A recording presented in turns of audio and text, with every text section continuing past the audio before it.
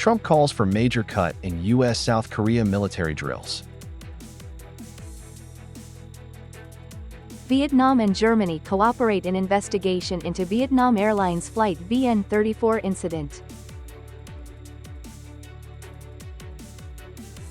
Streamlining administrative procedures, simplifying digital services.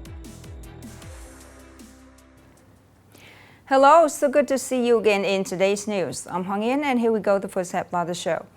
U.S. President Donald Trump has unexpectedly called for a major reduction in the scale of joint military exercises with South Korea, while expressing frustration over Seoul's refusal to join the U.S. efforts related to Iran.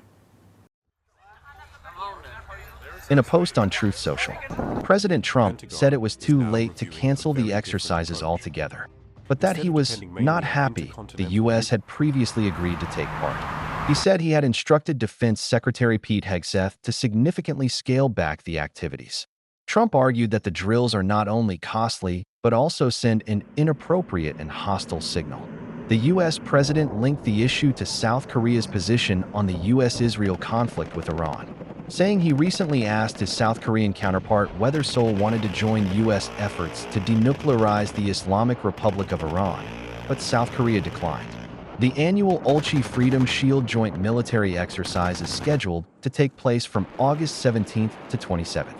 North Korea has long condemned large-scale military drills between the U.S. and South Korea, often responding with missile launches and other military activities. EU Foreign Policy Chief Kaja Kallas says the bloc is preparing a new sanctions package to step up pressure on Moscow, describing it as the toughest measures since the conflict in Ukraine began.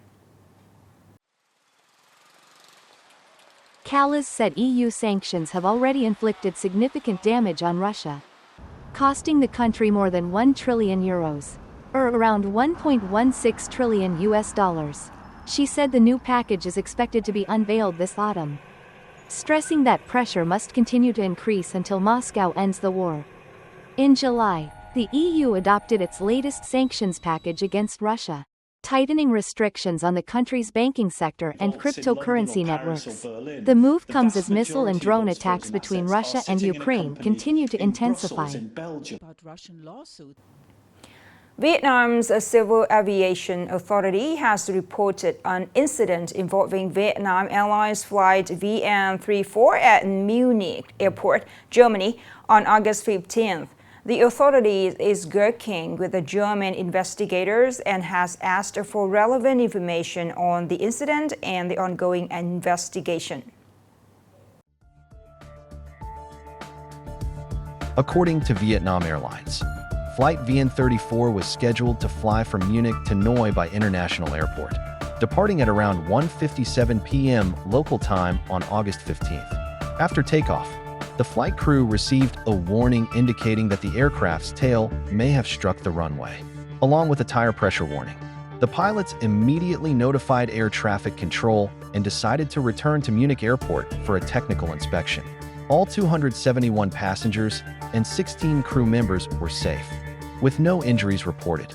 German authorities are responsible for investigating the cause of the incident, while Vietnam's Serious Incident and Accident Investigation Board will coordinate and participate in the investigation. The exact cause will be determined by German authorities as the investigation proceeds, with cooperation from the Vietnamese side. Upcoming are some updated news. Vietnam took a major step toward the ASEAN Hyundai Cup 2026 final after beating Malaysia 2-0 away in Kuala Lumpur in the first leg of their semi-final on August 16.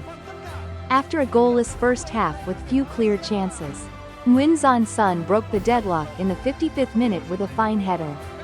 Vietnam doubled their lead in the 86th minute when defender Faris Danish accidentally put the ball into his own net following a move by Quang Hai that created an opportunity for Din Bac.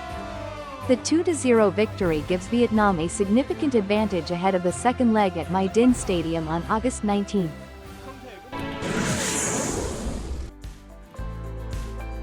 With 525 pickup trucks carrying durians, Dak Lak has set a world record for the longest durian-carrying pickup truck convoy. As part of the 2026 Dak Lak Durian Festival, the convoy showcased the unity and collective efforts of local residents, businesses, and the community in promoting the province's signature product. Earlier, the Vietnam Records Organization, Viet Kings, presented certificates for 2 Vietnamese records set at the festival, the largest durian basket model in Vietnam and the largest event featuring the preparation and live presentation of durian dishes in Vietnam. The series of records is a highlight of the 2026 Dak Lak Durian Festival, helping enhance the value of the local durian brand and promote the ambition of bringing Dak Lak durians and other agricultural products to global markets.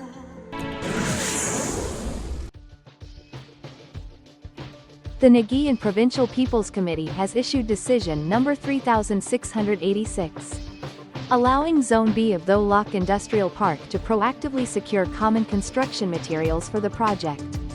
The Department of Agriculture and Environment will coordinate with relevant agencies, while communes and wards are tasked with helping investors and contractors identify eligible quarries and put them into operation soon. The province will also strengthen inspections to prevent illegal mineral extraction and transportation, invoice trading and the use of materials of unclear origin, while ensuring public order and security.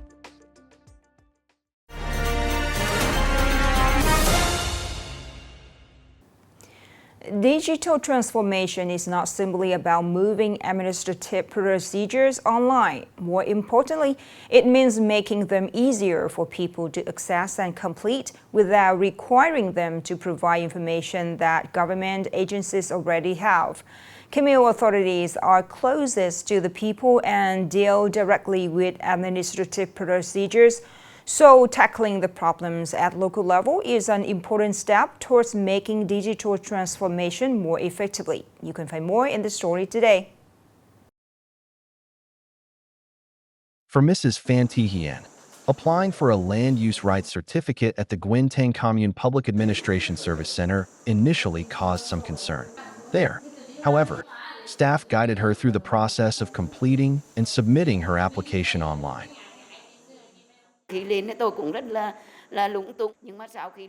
At first, I was quite confused, but with the staff's step-by-step guidance, I can now complete and submit my application myself and track its progress from home. Simply showing people how to use online services is not enough, as each procedure may still involve multiple steps and documents. The Provincial People's Committee has therefore recently asked local authorities to redesign procedures, prioritize frequently used services, simplify documentation, reduce steps online, and avoid asking people to resubmit information already held by government agencies. At the commune level, these requirements are now being put into practice through a range of specific measures. We have posted QR codes in villages so residents can access information right where they live. We have also introduced a model that brings administrative services directly to villages on weekends, with officials providing guidance and handling applications at the grassroots level. At the same time, we are cutting unnecessary paperwork and procedures. If the government already has the information in its databases, people no longer need to submit paper documents. At Niamey Commune, authorities are improving procedures and strengthening staff capacity to reduce waiting times. More than 98% of administrative procedures are now completed on time or ahead of schedule. However, with a large area of land managed by both the commune and state-run farms and forestry enterprises, the commune has instructed land and public administration officials to improve transparency of land information and address obstacles in land-related procedures. For staff who are less familiar with information technology, we provide additional support and training on Saturdays and Sundays. In land-related procedures, we are focusing on simplifying the process and cutting processing times so people do not have to wait. As the level of government closest to the people, communes are best placed to identify and address practical problems. This means reducing paperwork and online steps, shortening processing times, and avoiding requests for information that government agencies already have. That is the goal of digital transformation, to build an administrative system that is simpler, faster, and more convenient for everyone.